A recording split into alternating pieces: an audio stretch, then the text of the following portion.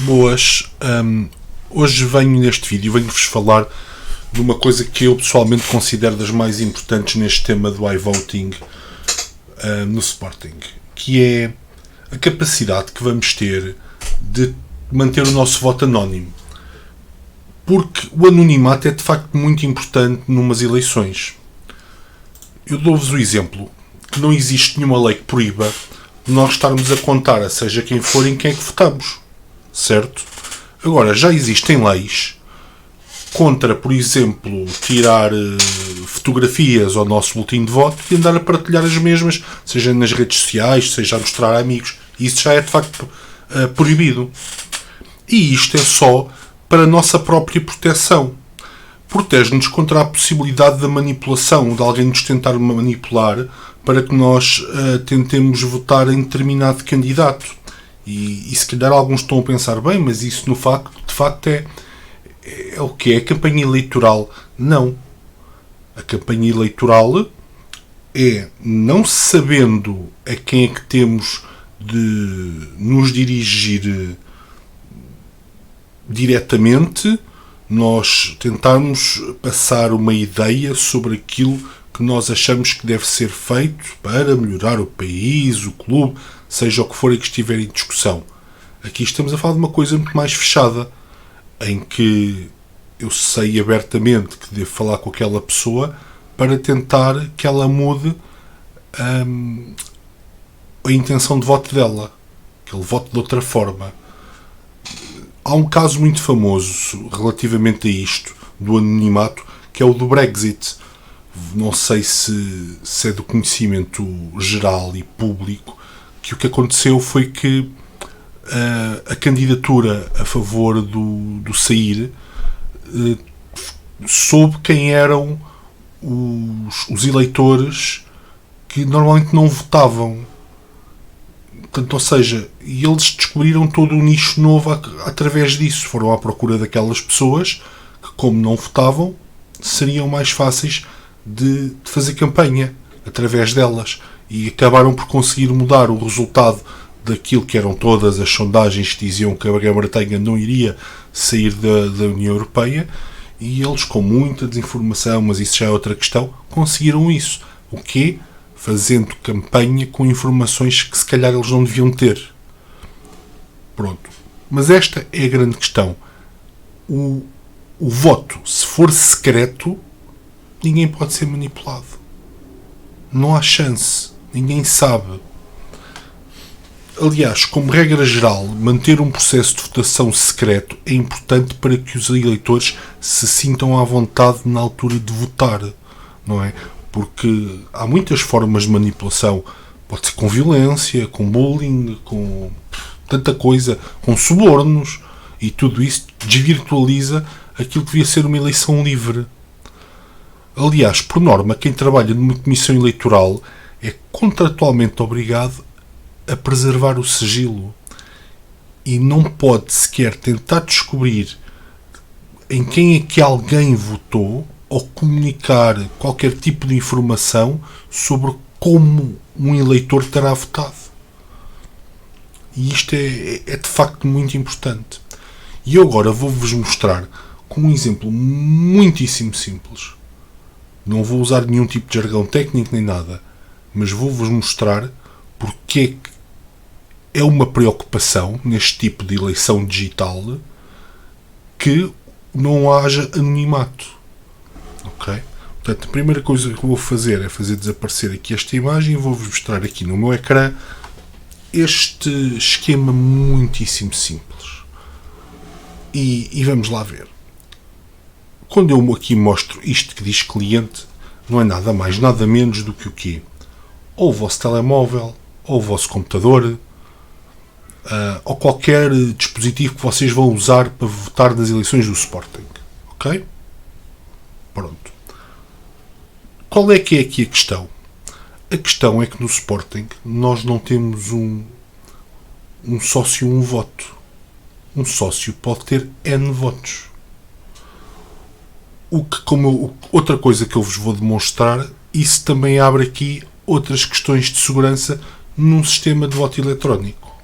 Então, Temos aqui agora a seguir o skill, que é o servidor dos votos, que pode ser uma máquina que esteja na cloud, pode ser uma máquina que esteja num data center de uma empresa, totalmente seguro, não interessa.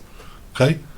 E depois temos aqui uma coisa que eu chamei o servidor de caderno eleitoral, que é nada mais nada menos o sítio onde estão as informações do sócio do Sporting. Mas vamos começar então. Ora bem, eu autentiquei-me na minha área de cliente, pus o meu número de sócio, pus o meu PIN e agora aparecem-me todas as listas que eu posso votar. Okay? E eu escolho a lista em que quero votar. Essa informação do meu número de sócio e da lista vem para o servidor de votos. Ok? Quando chega a esse servidor de votos, ele tem que ir por aqui ao servidor do caderno eleitoral ver se 1. Eu posso votar. 2. Quantos votos tenho. Certo? E vai devolver essa informação para aqui. Aqui o meu voto torna-se, por exemplo, em 5 votos na lista X. Qual é que é o problema aqui? É exatamente esse. Ele sabe quem eu sou porque precisou de saber quantos votos é que eu tinha. Neste momento, o meu anonimato foi totalmente comprometido. E repare, eu não estou a dizer que isto é o que vai acontecer. O que eu digo sempre é: não devemos abrir as portas para que as coisas aconteçam.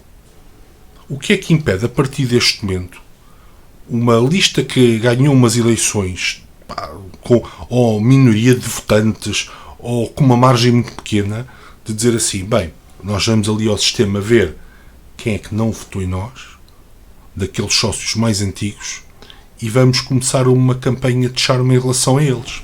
Começam a mandar camisolas autografadas, a convidar para jantares durante os jogos, convidar para jantares de comemoração de qualquer coisa no pavilhão João Rocha. É um cenário. Okay? Premiar os sócios para que nas eleições seguintes o voto deles mude. E isto pode perpetuar uma direção num clube. Porquê? Só porque tem acesso à informação.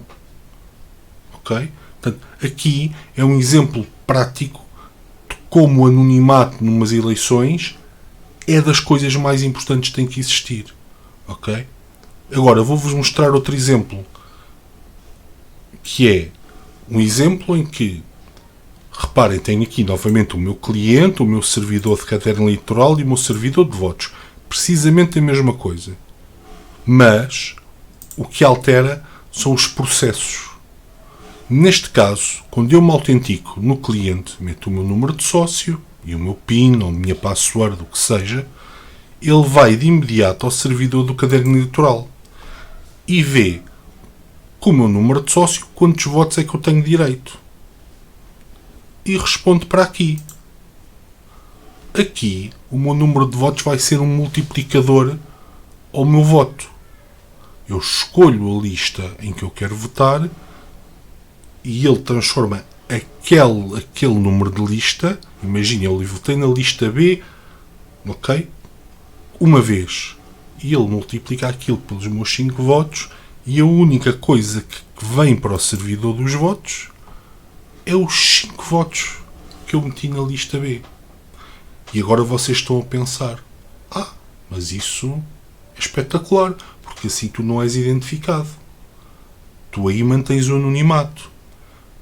E eu vou responder: sim, eu aí mantenho o anonimato.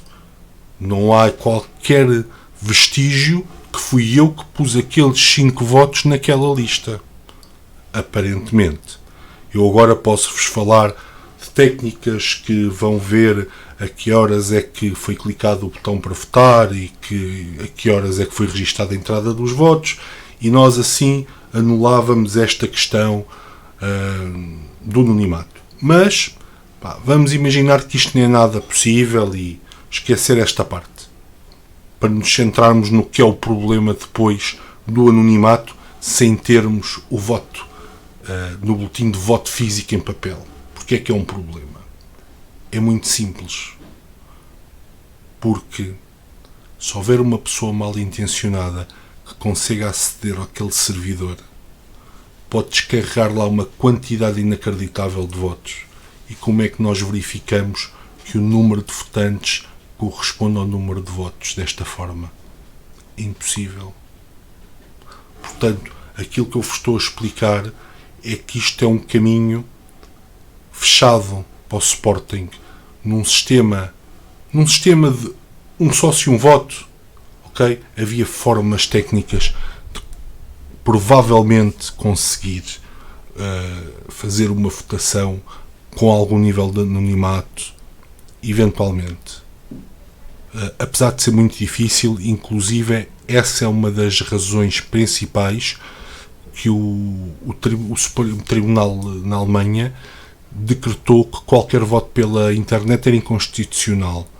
Portanto, uma das grandes razões é sem dúvida o anonimato, não se conseguir manter o anonimato de uma forma digital. Mas não conseguir manter o anonimato e abrimos claramente a porta para uma fraude é muito pior. Outra coisa que me chama a atenção é, se não serve para os outros, porque é que há de servir para nós? Não serviu para o Barcelona exatamente por causa da questão do anonimato. O anonimato preocupou muito os sócios do Barcelona. A Alemanha inviabilizou totalmente este tipo de votação por causa do anonimato.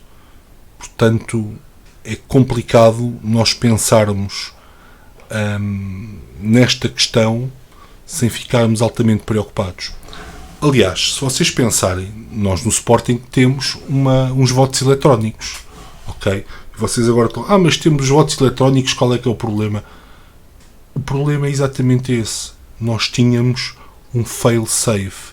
Os votos eram feitos desta forma, com este esquema que vocês veem aqui, ou seja, caíam os votos sozinhos. No entanto, se vocês se lembrarem, nós tínhamos sempre que ir meter o nosso boletim de voto numa caixa. Porquê?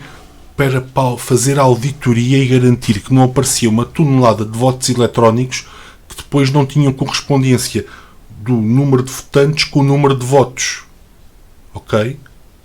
Era um controle, ou seja, se o número total de votos eletrónicos correspondesse ao número total de votos em papel, e então o número de votantes estava correto. Ok?